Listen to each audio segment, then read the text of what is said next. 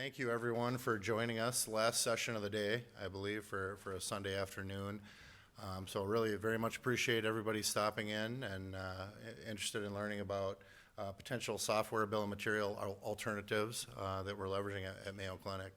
So really appreciate you joining the session this afternoon, and we promise we'll get you out of here in time to hit the Amy reception this evening. So good afternoon, my name is Keith Whitby. I'm one of the presenters this afternoon.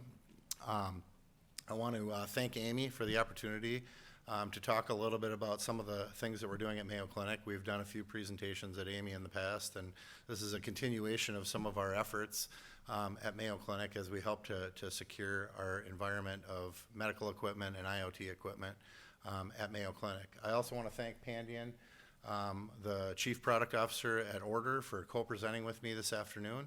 Very much appreciate his willingness to participate in this as well. Just a couple of quick disclosures before we really drill into the material. So the focus of presentation is just mostly relating to managing vulnerabilities within our environment, really securing our healthcare IoT within the Mayo environment, and should not be construed as an endorsement of any particular product. That being said, Mayo does have a financial interest in Ordr Incorporated, so full transparency, I want to make sure the group is aware of that.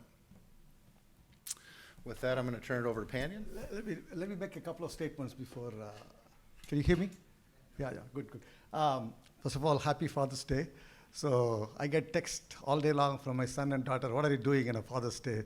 I said, they're all in the social companies and they keep saying, I'm going to save the world. I'm really saving the world here with people who are in patient care. So it's actually, it's fun to hang out with the professionals who dedicate themselves on Sundays to, kind of fight this fight. We're all on the good side.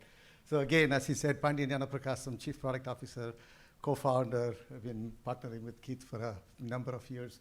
So I think how many of you gone to Scott Trevino's? He did a fabulous presentation this morning. I was like amazed. I think the statistics and everything was fantastic. So I think he did a good job, much better than what I can do here. But I will give you a little bit of a technology that goes behind it. Vulnerabilities are increasing. Everybody is so worried about it. The industrial psychology that the medical device is not built right and stuff like that. I feel as an engineer that's not correct. I think they are focused on making patient safety. And when they built it, I don't think they thought through all the things that these hackers will do. So in all fairness, I think it's perfectly okay that many years back, they were built with a little bit of less concern for security. Having come from the networking industry and built routers, even the entire internet was not safe when we started. It's 1990s, right? So I think we are learning about it, but we have what we have today. In terms of vulnerability, so I want to go a little bit deep into what this is, why this becomes very, very complex. The first level of understanding what a vulnerability is what the device is.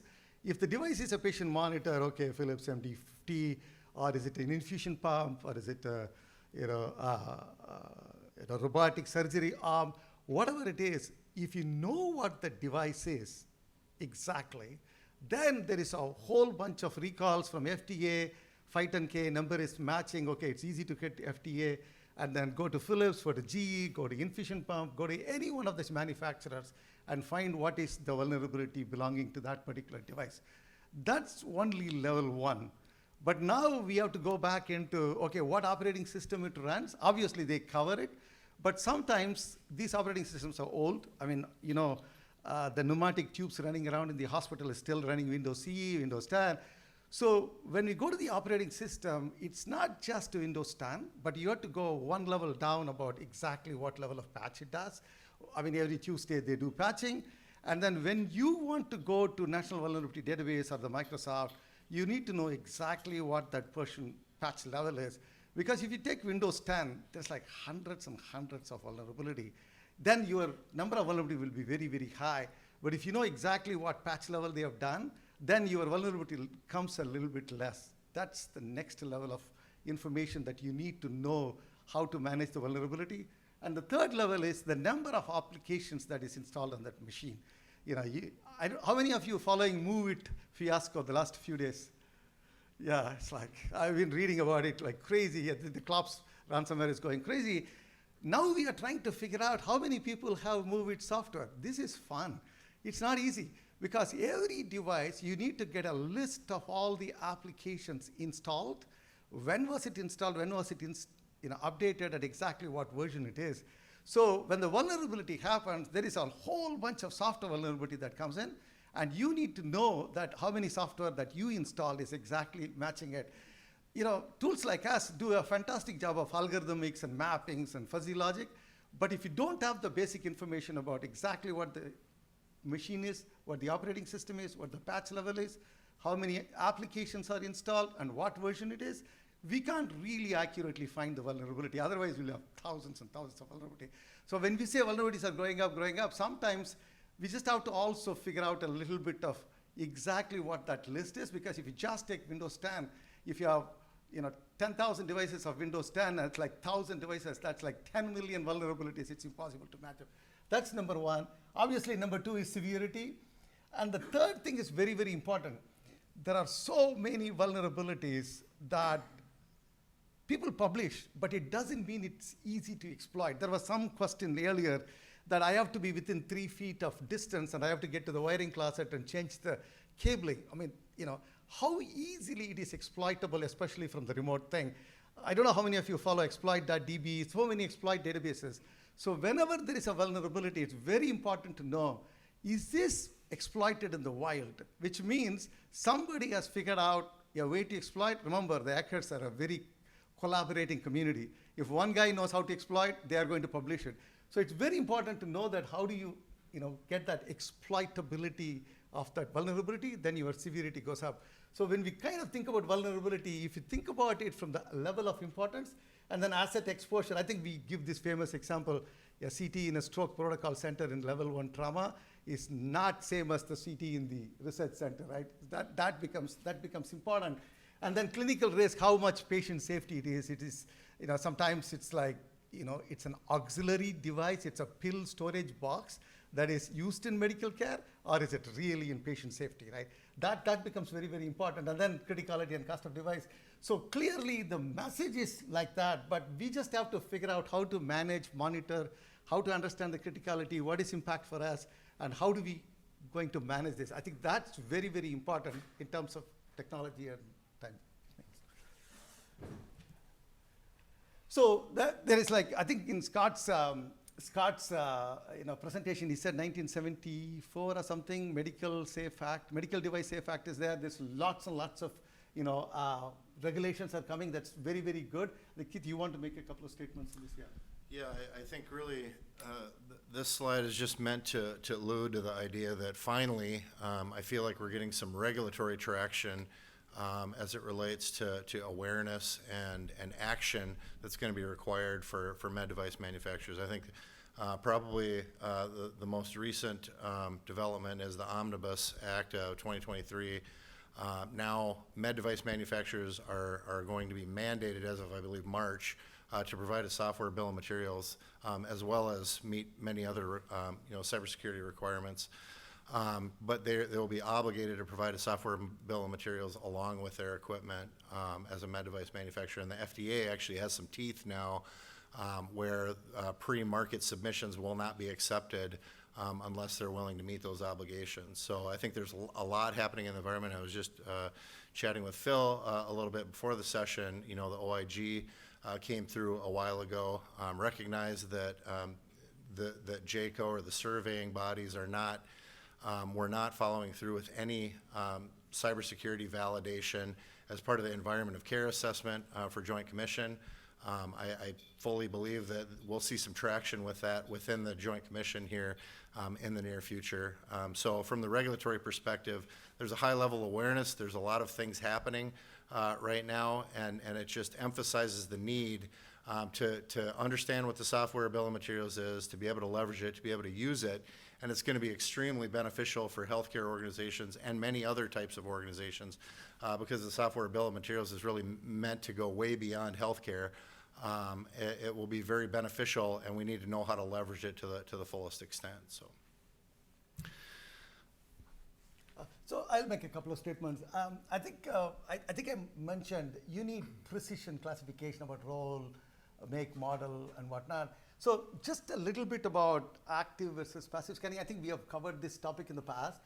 Why there is sometimes what we say is why we cannot pull that equipment and put it into the research lab and have one of our vulnerability scanner to go deep into it. And number one, you have to be really fully privileged to have all kinds of attack scenarios developed and then go after the medical device.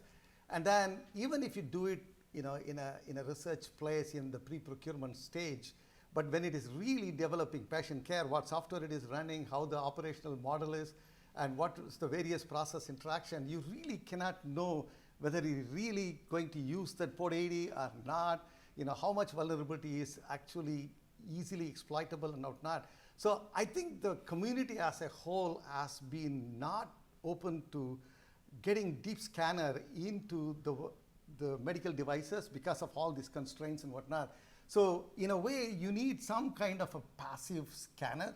But even if you want a passive scanner, it has to actually inform the active scanners that accidentally when you're scanning a whole subnet, don't just go and knock off a real patient monitoring device in that subnet, because the active scanners do not know what device they are scanning. All they know is, give me a subnet, I will spray everything, and then I will go as deep as possible.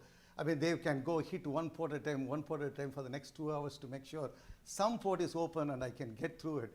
That kind of scanning is very, very, very difficult in the medical situations. That's why we have always been very, very careful about not going into active scanning kind of a thing. We have gone into passive scanning. And I think that's what we are trying to do is, number one, we have to understand all vulnerabilities, and then we have to know all the vulnerabilities about all the all the devices, independent of medical, IoT, IT, OT, all of them, and then put all of them into one single place, and then find the risk-based approach, which means what is the priority? Again, come back to what is the severity, this is exploitable, it's critical, is it patient safety? All of those factors go into what is the real business risk if this fleet has some exploitability condition, that if it goes down, what is the cost of this and what is the impact of this? I'll make, Keith, you make a few statements. For sure. Yeah, great points, Pandian. And I think really the crux of this is it's not only identifying vulnerabilities, it's also being able to understand those vulnerabilities and match against specific assets that you have within your fleet and your organization, right? And we see this time and time again with a number of different vulnerabilities that we've seen over the last few years, Bluekeep, WannaCry, Log4j, the list goes on and on, right? The starting scope for a vulnerabilities like that is enormous within your fleets, because we don't track to the right level of detail within our computerized maintenance management systems or within your CMDB in your organization. So the goal of Mayo has been to go to level up, right? Take the next step. 5 years ago, we were worried about getting the manufacturer and the model into our computerized maintenance management systems. Really the next step or the next phase in our efforts is to get to a higher level of granularity in terms of the data that we're collecting around the assets in our inventories, to make it very fast and very efficient to whittle down a vulnerability in the environment to a select set of equipment within your environment that are truly going to be impacted by the vulnerability. There's lots of different what I'll call inefficient processes in place today to help you get to that point. We have I'll talk a little bit about our vendor inquiry process in the next few slides, but we can wait for vendors to hand out this information very slowly. Typically speaking, we can monitor disclosure notifications from various groups, but again, pinpointing the assets within your fleet, it's very difficult, very time consuming, and not efficient. So the first step is making sure you have your passive scanning tools. That's going to give you one level of data, and I think what we're going to talk about in the next few slides is how do we level up and make sure we have more information about the specific assets in our inventory to be very efficient and even automate some of the processes around vulnerability management within your organization. This is certainly not an exhaustive list of what is required for vulnerability management within your organization, and this kind of just shows the different phases and the different tools that can be used to help in your vulnerability management efforts.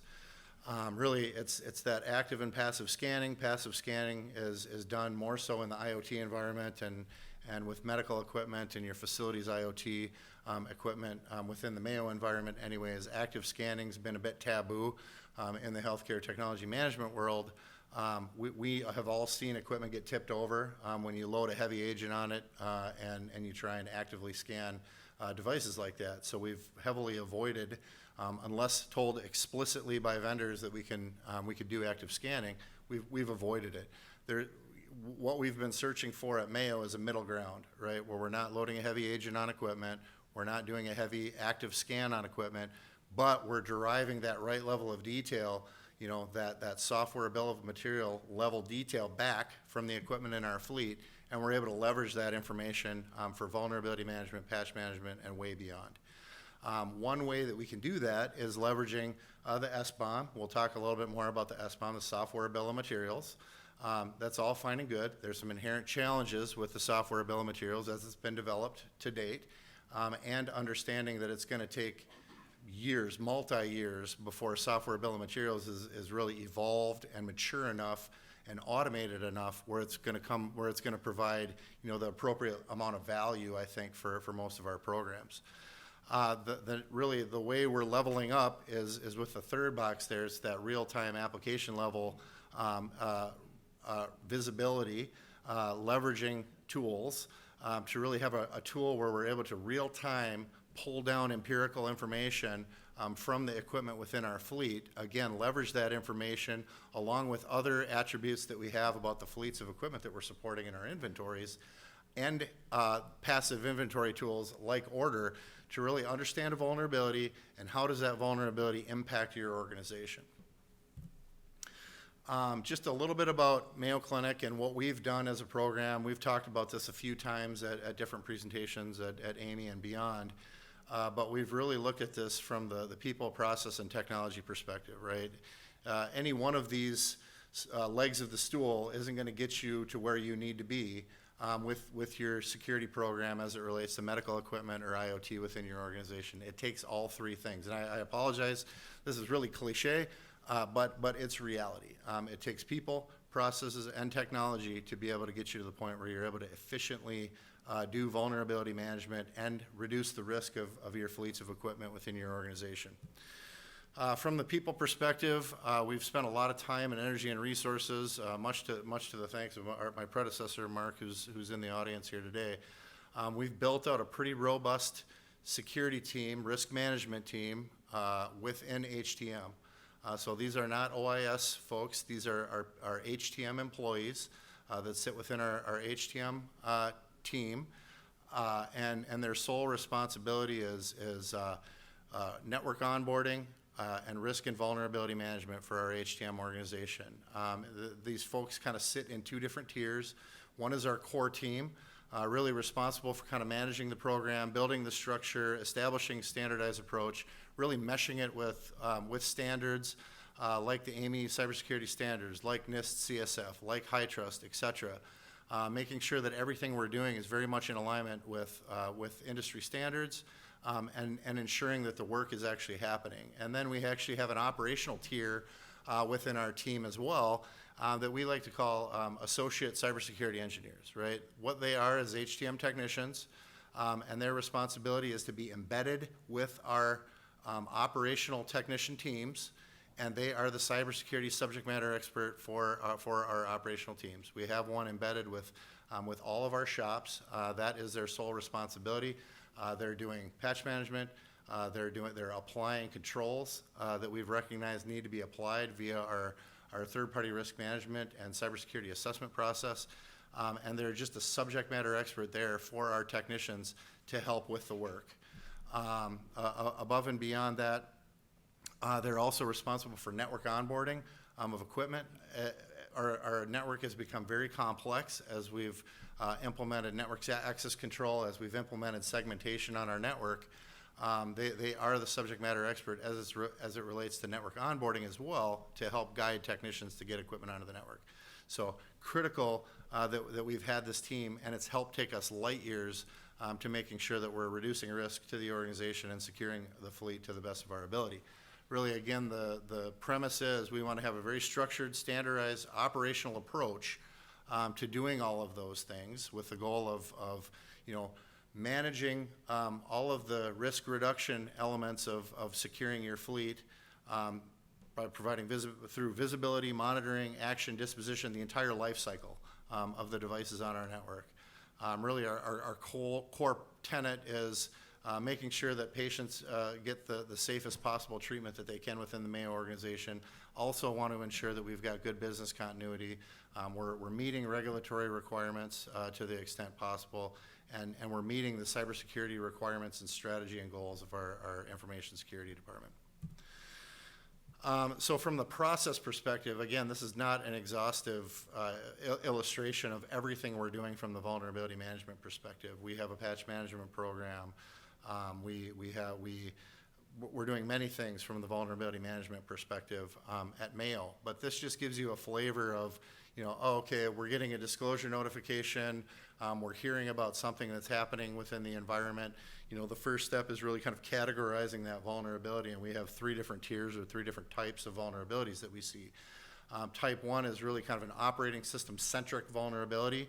If it's categorized type 1, there zero-day vulnerabilities are pretty prevalent in this category. It's operating system based. It could be remote control execution related, could be unauthorized access related, et cetera. But vulnerabilities like this tend to affect a whole lot of different industries. Type 2 vulnerability is really something that we're seeing specific from a vendor or a manufacturer and specific to a model of equipment. We will typically get those types of notifications directly from the vendor through our supply chain group, et cetera. That's a type 2 vulnerability. And then a type 3 vulnerability, it's typically another type of critical vulnerability and probably more of what we've seen lately, where it's found in a component or a third-party software that happens to reside on a piece of medical equipment or a medical device. So TCP IP address libraries, Adobe Acrobat, Java, et cetera. So we've seen a number of those type of vulnerabilities probably most recently.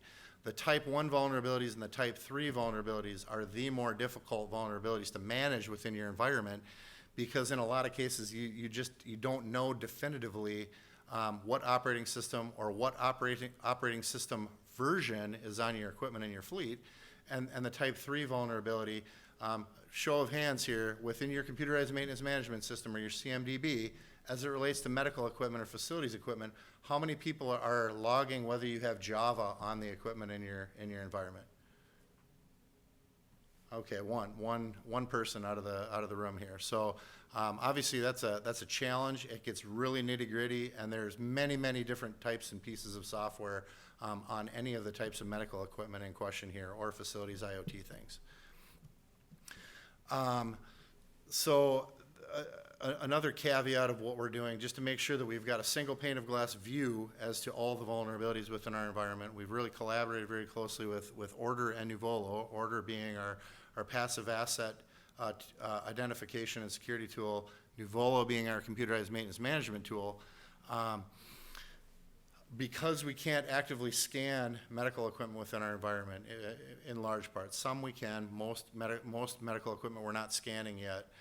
We're avoiding the active scanning on our equipment like is happening with our traditional IT devices. So we've opted as an organization to say, okay, traditional IT things, we're actively scanning those devices with traditional scanning tools.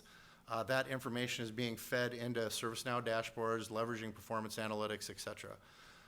As an organization, we've come to the consensus we will do similar scanning in a passive capacity with Ordr. We're matching against assets that we have in our inventory in Nuvolo, and we've created similar dashboards using ServiceNow and performance analytics to provide our organizational leaders a single pane of glass view to all vulnerabilities across all connected assets within our environment. The passive the IoT and med devices are routing from Ordr through Nuvolo into ServiceNow, and the traditional IT assets are feeding directly from our traditional scanning tools. Same look and feel for leaders. A vulnerability is a vulnerability. They have a very clear and crisp picture of what's happening within our entire environment. That's the process side of it. Lots of other activity, again, as it relates to vulnerability management. Lots of processes. Some of the processes are very manual, but just a snapshot of how we categorize vulnerabilities and how we illustrate vulnerabilities in our environment. We'll talk a little bit about, a specific use case. I think we're all familiar with Log4j. Ubiquitous, I would consider this a tier 3 per the categorization that I had illustrated earlier. Right, so it's a component. It's a third-party software-based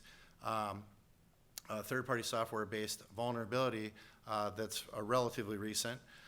Very ubiquitous, Java-based logging tool related. It was discovered late 2021. Some remote execution flaws. Many different devices impacted. Millions of IT systems have been impacted by this vulnerability. The challenge for a healthcare organization is, are your assets running Log4j? How do you know that? Was anybody tracking whether or not you had Log4j on your equipment in your environment? That becomes a major challenge, and so the scope of the vulnerability, the starting scope of the vulnerability is every connected asset within your environment in reality. That's not realistic, it's not efficient. It causes a lot of very manual, tedious processes within your organization to whittle down to the assets that are truly impacted. Or you can wait for your med device manufacturers, and you can wait for the Johnson Control Systems, type facilities IoT manufacturers to provide you a disclosure notification saying, oh, yeah, by the way, we're impacted by this vulnerability. Not efficient in the least bit. Very difficult to understand what the scope of a vulnerability is within the environment, and it really drives the need to keep those types of details at the asset level within your CMMS and within your CMDB. It will make your work a whole lot easier downstream when you're looking at operationalizing vulnerability management within your environment. So now we'll take a step back and just talk a little bit about the software bill of materials. I'm assuming most people in the room here are aware of what we're talking about when we say SBOM. It's essentially an inventory of all the components, libraries, dependencies at the manufacturer and the model level. Anything that's loaded on your piece of equipment, you should be getting a snapshot picture of all of those things. That is what we're talking about when we're talking about an SBOM. There's been a lot of work underway. NTIA and CISA have really been collaborating to build out what is the SBOM standard. What is that going to look like? From my understanding, they've made some very good traction. They've made some very good progress over the last couple of months. They've established that there's a few standard formats that's going to come in, Cyclone DX, SPDX, SWID, that will be fed to an organization as you purchase a piece of equipment. Really the benefits for healthcare delivery organizations, it enables you to act more quickly because you have that level of detail. You understand if Log4j is on the equipment in your environment. So you're able to react much more quickly. You understand if you have the software bill of materials. Theoretically, of course, you're able to react a lot more quickly because you know these various components and libraries that exist on the fleet of devices that you're managing. However, from my perspective, there's some massive limitations with SBOM given the level of maturity that we're at with them, despite the fact that manufacturers are going to be required to deliver them to organizations. First and foremost, the software bill of materials it's a snapshot in time. It's a point in time type document or file that's going to get fed off to you as an organization. That's a problem. We all know that as our equipment is updated, tweaked, modified, either by in-house service staff or by a manufacturer, that equipment is going to, SBOM is going to become very dated very quickly as equipment gets modified and updated and refreshed. So it's a point in time, major challenge. We have a limited capacity to ingest these file types right now and store them in a meaningful place. A meaningful place really being either your CMDB, preferably in your computerized maintenance management system, right? You're going to get a laundry list of things that are on your equipment. of ports that are being utilized, of remote access software that's on the equipment, et cetera. There's not really a defined landing place that provides a discrete spot for you to go and query to determine whether Log4j is on your equipment or whatever the vulnerability of the day might be. So that's going to be a significant challenge. We're dependent on the manufacturer to upgrade or update the SBOM. That's a management headache for somebody to deal with, right? So if the expectation is, okay, med device manufacturer, you've come in, you've refreshed your equipment, you need to hand off a new SBOM. Now that new SBOM needs to get loaded somewhere. That's going to be a logistical challenge for your staff, and it's going to be a bit of a maintenance headache for your teams. And then because this is a very manual process right now, and there's a lack of automation or integration, all of this is a very manual process, right? I envision we will get to the point years down the road where this is more of an automated process. As a piece of equipment is updated, Siemens will automatically fire you a file that gets automatically socked away in your CMMS. That does not exist today, and I don't envision that's going to happen anytime in the near future here. So where are we at? We need to find a good interim solution to be able to derive this level of detail that we need to have off of devices in a relatively automated way, be able to sock it into a landing spot in the CMDB or in your CMMS, and be able to leverage that data as we do vulnerability management within our organizations. So where are we at, Mayo, as an organization? Well, we feel pretty empowered to be proactive. I haven't been shy about articulating the gaps of SBOMs. We have people at Mayo that are on the SBOM group who have articulated these challenges too, as a matter of fact. But we, Mayo, as an organization, we feel empowered to be very proactive about finding that interim solution until SBOMs are fully mature and we're able to fully leverage them. We, as an organization, I feel lack the appropriate level of detail about our assets. That's a problem. We've got regulatory concerns. Man, I don't know what is coming down the pipeline, but I feel like JCO is likely going to have we will be obligated to meet certain requirements by our regulatory organizations.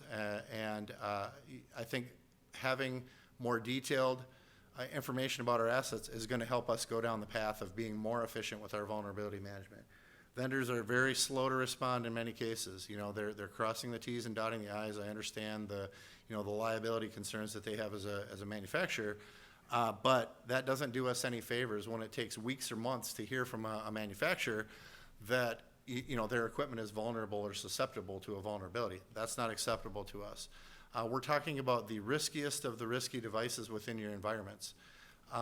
So we're talking about, in many cases, legacy devices that are beyond end of life that your organization is keeping because there's capital value. Just real quick question. Yeah. With the SBOM, won't that be undated going forward, or is there an expectation that we're going to get information on legacy devices? It's what they're being obligated to do is as new equipment is being released. New stuff. Yeah. Now, we have other processes in place at Mayo where we ask for an SBOM on anything net new coming in the door, and we have process of retrospectively grabbing that type of information. But you're correct. It's a point in time. So what we're really looking for is a lightweight tool. Let's use inherent technology that's built into all of these platforms already. We do not want to install a heavy agent on our equipment. That's a risk in and of itself. We're looking for real-time and empirical data from our equipment. And we feel like we have the contractual language in place with our vendors that we are empowered to do this work and to make these modifications to our equipment in the grand scheme.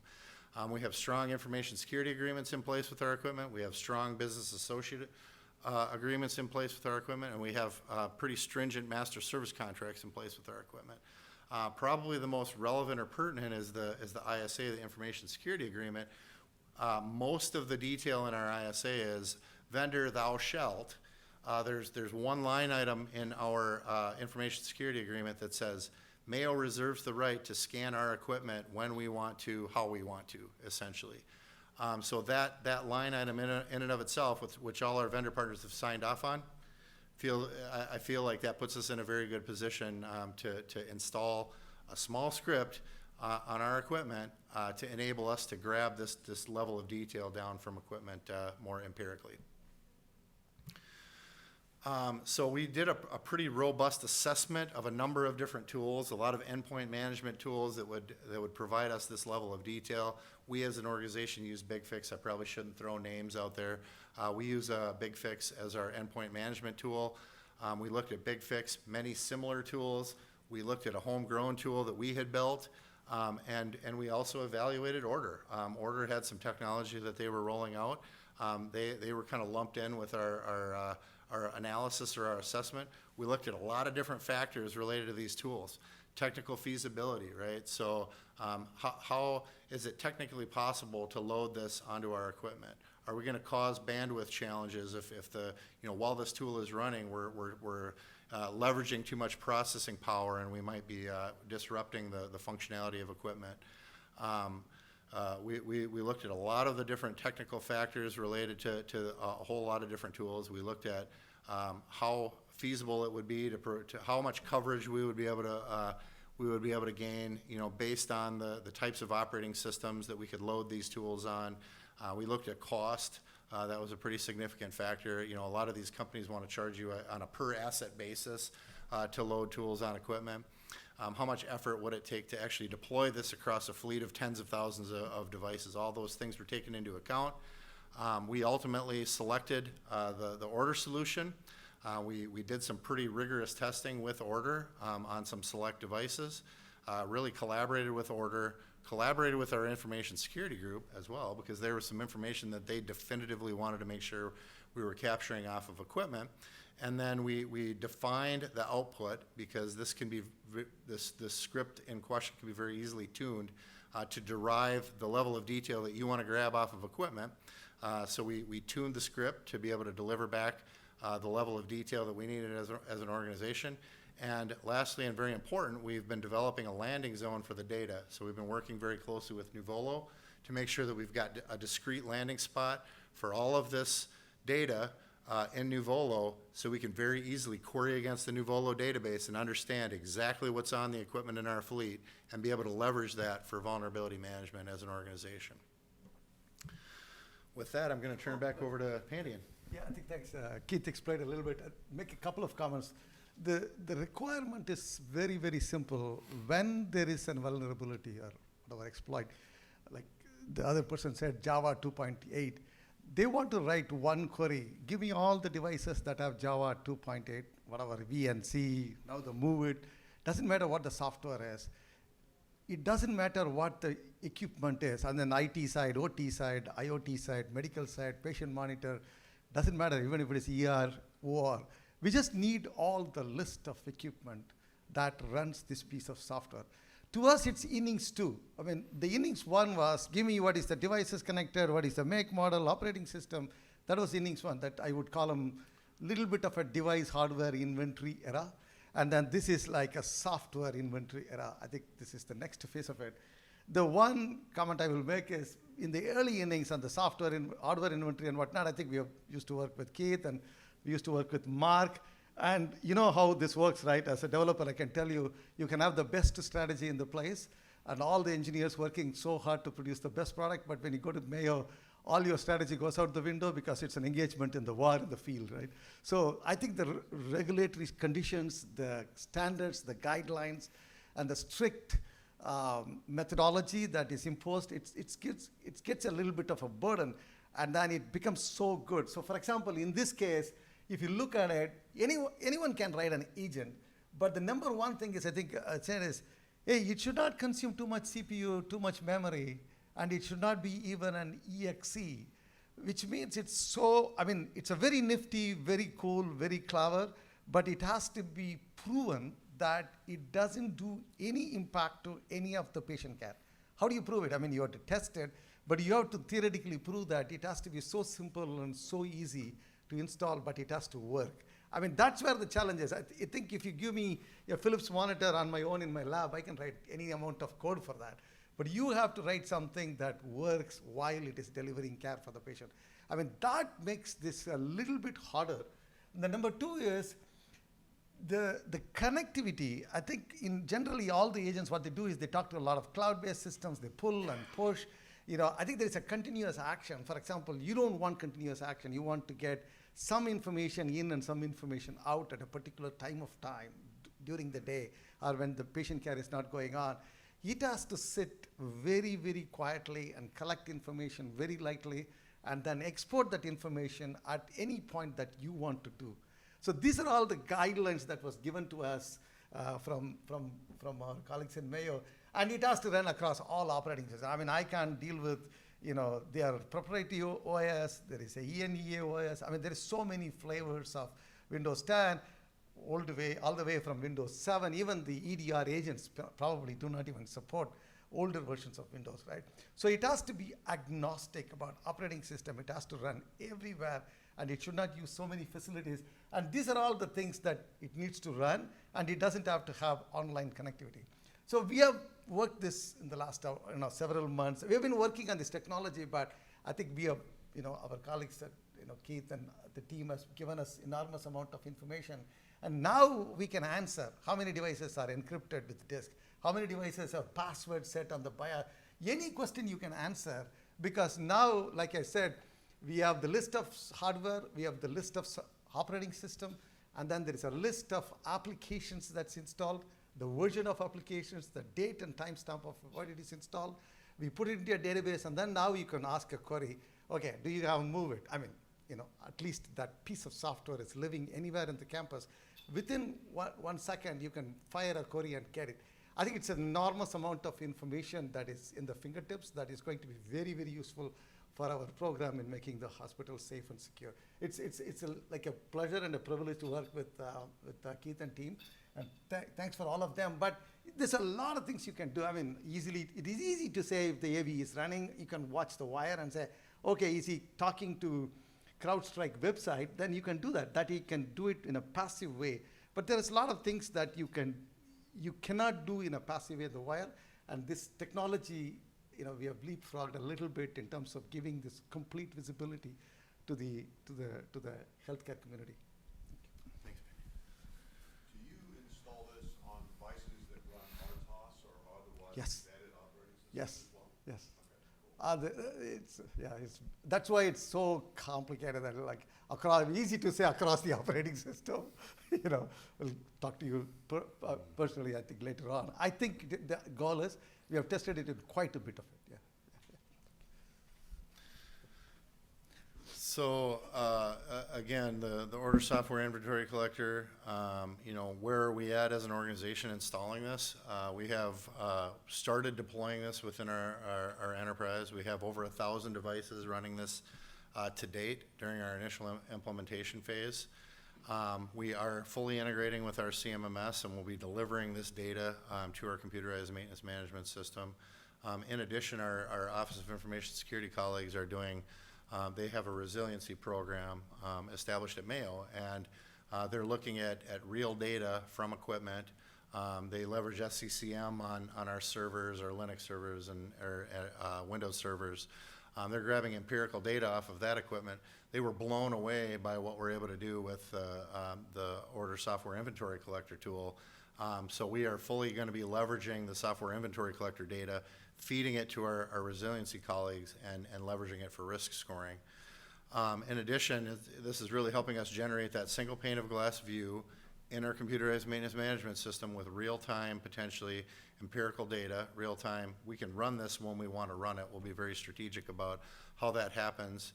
But we will have that information stored in our database. We can query against it as we're doing vulnerability management, as we're doing patch management even. We found significant challenges with patch management, knowing how new Microsoft operating systems update. If you're multiple KBs behind and you're updating, that's a whole different challenge, patching your equipment, rather than if you're 1 KB behind. I see some nodding heads. You've obviously run into the same challenges, right? So we're going to be able to match very specific elements or data attributes related to our fleet of medical equipment against vulnerability management tools like Ordr, be much more efficient in those efforts. Again, we're going to be able to derive very empirical risk scoring related to our equipment based on information we're capturing with the software inventory collector. In addition to that, we have a very nice white paper that we constructed. It's meant for internal or external consumption, really, in the grand scheme. So it's meant to help socialize what we're doing internal to our own organization with our leaders, but also it's meant to be able to hand off to med device manufacturers. If there's any resistance or questions about what we're doing, we're very easily able to hand that off, and it explains in a great detail what we're doing with the software inventory collector tool and why we feel justified to do it. So what are some of first off, the strategies that we're leveraging to make sure that we get this installed on our fleet, right? We have tens of thousands of devices of connected medical devices. We have thousands of connected facilities devices. That's really the starting point for us in our organization. So we made the decision we're going to stop the bleeding, apply this at onboarding of all new devices, first and foremost. Easy, we're touching the devices anyways at implementation. Pop this tool on there, pull down this file, we're in good shape. Also, during patch management, again, limit the number of touches. We don't expect our staff to go out and touch the equipment extra times. Let's leverage patch management as an opportunity to install this tool as you're updating the equipment. During vulnerability management, as we're going to address the latest, greatest vulnerability on equipment, again, let's install the tool. And then obviously during break fix, if a piece of equipment is being touched by our technicians, it's just an expectation, pop this tool on there. We anticipate that over the course of months or a year, we're going to have pretty broad coverage of the software inventory collector across our fleet. Net benefits, we're able to identify software level applications that exist on med devices across the board. We get that SBOM-like list of software that's on devices. We understand services that are running. We understand the type of encryption that's on equipment, whether encryption is actually functioning or not. There's many details that we're just not able to glean via passive scanning in any way, shape, or form that we're able to capture with this tool. We truly understand the risk posture, especially when it comes to specific vulnerabilities. Huge benefit. We can actually, the next step for us is to be able to orchestrate and automate work, right? So we've whittled down from tens of thousands of devices to 100 devices that are truly impacted by a vulnerability. Okay, well, those devices we can actually push out a work order on to go remediate the vulnerability. That's much more efficient, and we've got the tools built into Nuvolo to be able to do that. This also integrates with many other existing tools, but Ordr already integrates with a number of different things on our network, Active Directory, BigFix. The list is pretty long and distinguished at this point. And so we're able to paint a very, very bright and robust picture at the asset level of each asset in our fleet, which is fantastic. In summary, again, vulnerability management, it's multi-pronged. It really requires a very broad strategy. This is a piece of what we're doing at Mayo Clinic, but thought, hey, this is kind of new. This is a little bit unique, maybe a little bit innovative. Other organizations may be interested in leveraging this same type of functionality, but it is a broad, exhaustive topic and requires a broad strategy. Traditional vulnerability tools don't work very well for IOMT, IoT, OT. That's just, we've talked to many vendors. We've done many different types of testing and whatnot. Traditional vulnerability tools just are not great yet. So you obviously need a passive scanning tool. You need to up-level that passive scanning tool if possible. SBOMs are being mandated, but obviously have limitations for now. Hopefully that matures over time and we're able to truly leverage SBOMs to the full extent that they've been envisioned. We are heavily using the Ordr software inventory collector at Mayo, and we're planning on expanding usage of the software inventory collector to really complement SBOMs and level up from where we're at now in terms of the data that we store in our CMMS, and really providing a crisp understanding of what applications, what software revision levels, what services are being used on equipment. It's pretty impressive in the grand scheme. And then ultimately, we want to be sending all of this data in a centralized repository, and then construct those very uniform dashboards for our leaders to truly understand what the risk posture is within our organization, provide enterprise-wide visibility of the vulnerability posture, and then help prioritize the vulnerability and risk management within the organization. So that is all I had. Sorry, Pandian, any additional? Thank you very much. We can take some questions. All right, very good. Well, thank you all. Are there questions from the audience? So how far are you in the progress? We've Or got toward the 1,000. What's that? Toward the 1,000. Yeah, we have 1,000. We're at like 1,200 devices now. Yep.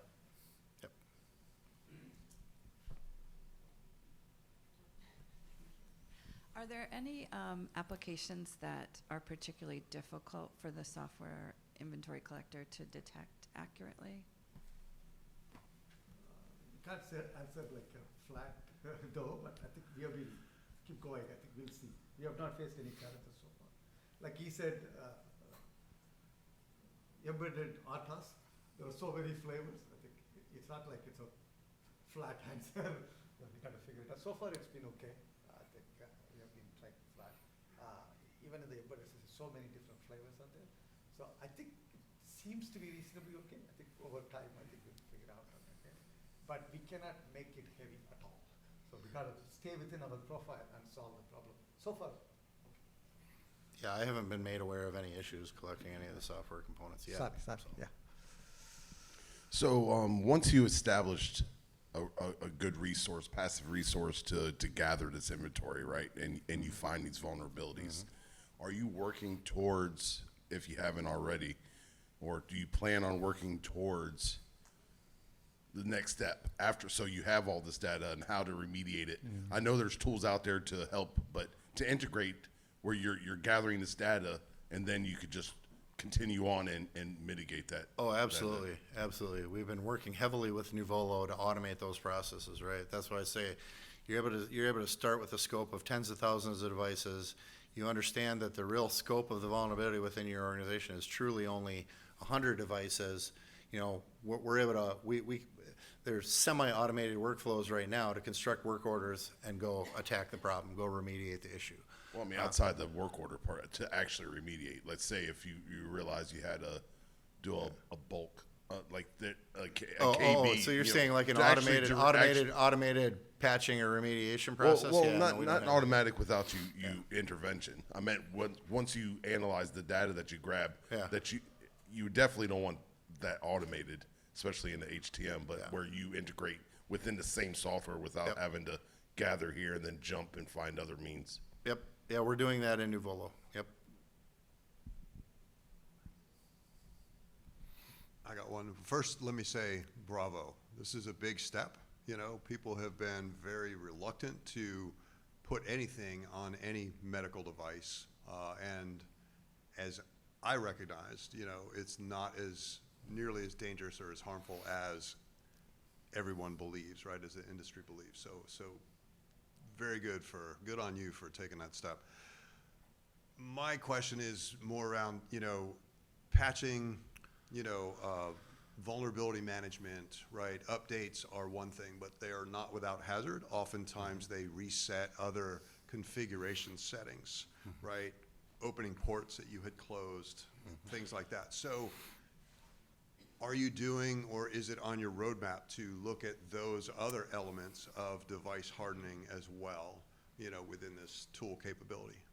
I'll take you could follow up a little bit. Yeah. So I think we already have this, at least in large organizations in medical, we already have a baseline profiling, ports, what it talks to, what is the destination. We have a very good base of all the devices. Like you said, at least in some organizations, they have locked it down, locked it down. And then when I say locked it down, they're not like preventing it, but they're in the monitor mode of locking down. And then any deviation from that, I think we are monitoring and then sending an alerts. For example, you might put you're perfectly right, innocuous patch, and that patch comes with a piece of software that opens port 80 again. So like that. So I think there is already mechanisms around it in the networking side. We have already figured it out and whatnot. But yeah, when something goes away, I think we have introduced a little bit of a concept of who touched it, what is the comment, what was the last update, comments field, some few other notes there. So we know exactly what date, who did, and whatnot. And then when the deviation happens with the timestamp, they know, okay, somebody did something. So we had done some workflow improvements in there to make sure this is happening. But the fundamental technology is always like this device, thou shalt not talk to this device, thou shalt not do this. There are other features like they turn off firewall sometimes, they're changing configuration sometimes, somebody is coming in. Yeah, to the extent possible, I think we have always had technologies in that side combined together and then taking it to the next step and melting it both together and creating that automation that on, June 16th, 4 o'clock, somebody made an update. Hopefully, that update timestamp is actually there. We pull it out. And then hopefully the person who did it puts some kind of notes and whatnot, hopefully, who changed it. We are tracking all that thing. Then the deviation happens after that, then we can go correlate it. Right now with the current technology, that process is missing. We something happened, but even if something happens, tracking all of them are difficult. So I think there is good technology, synergy between the two. Hopefully I answered it. Go So ahead. I think, Ordr likely has the technical tools to be able to get to the point that you're describing, Phil. From my perspective, we're not quite there yet. What we do is we have security lifecycle profiles. That's what we call the profile for each asset. It's at the manufacturer model level. It details out, the list of things that should happen on an asset through the entire lifecycle of that asset within our environment. So it includes all of the findings from information security, all of the controls that need to be applied, how it needs to be securely removed from our environment at disposition. So, we've got the commandments in place, so to speak, in terms of what should be happening on that piece of equipment. So we're able to leverage that life cycle profile. If we ever need to go get back to a particular state, we have the tools to be able to do that. But in terms of being able to measure the slip or the deviation from that life cycle profile, we're not quite there. I think Ordr provides some nice tools to be able to do that, but that is the resiliency program I had mentioned. That is exactly what that resiliency program is meant to do. The resiliency program understands everything. They understand the way a piece of equipment should look, and when there's deviation from that, we're being measured against it. That's the whole crux of that resiliency program. So I think that is a target for our organization to cover med devices with that program, I think, for over the course of 2024 and 2025, and that will empirically leverage the data that we're capturing from the software inventory collector tool and be able to show where there's slip based on updating or other factors. We trust that technicians are closing the ports they say they're closing. We'll actually be able to empirically demonstrate has that happened or not, or has somebody reverted back to a previous setting. Maybe one more question. I think I don't want to keep people again. We're trying to get you out of here for the happy hour. So, does Ordr also have a database of SBOMs collected from vendors to do the comparison between what you're getting from the data from the inventory collector versus what the vendor has stated in their SBOMs? I think the answer is no, but I think you can say that. You and I can connect offline, and I've got some great information that I think is going to be helpful for you. So, yep. We have the capability of collecting them into a database. That's already built in. We built SPDX. We haven't built the other two formats yet.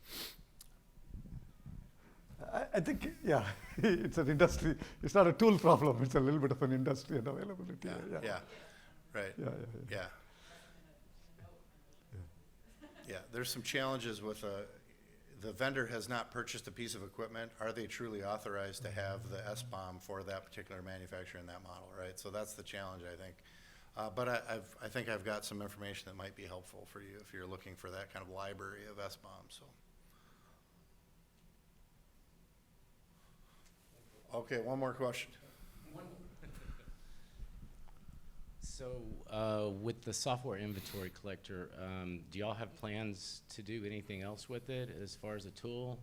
So in other words, there's BigFix, there's, Alteris, you have all these push methods to patch, I know that may still live in those tools, but it would be nice to close the loop on one pane of glass to patch and schedule. I'm with you. I'm with you. So I'll have to defer to my colleague to answer what's on the roadmap. I'm also, we purchased Ordr last year, so we're implementing it right now, so I'd like to get a reference call going with Mayo. You bet. Just throwing that in there. Yeah, so, I think we are all optimized for different functionality, endpoints and whatnot. I think Phil said that we could always do something with the medical devices, but we have to earn the right legitimately to make it safe and prove it to the people that it is safe. So every tool has different design points, different things. You're absolutely right. We got to get to a central place where everything is monitored, managed. I think they have built a nice dashboard. I think Ordr is very open. They will export anything and everything in their databases. I'm totally with you, but I think each tool is has some different design points and has different constraints to do that. I feel like all of them will continue. We'll see how it goes. Yeah, thank you. All right, well, again, thank you Thank you everyone very for much. joining us this afternoon. Appreciate it.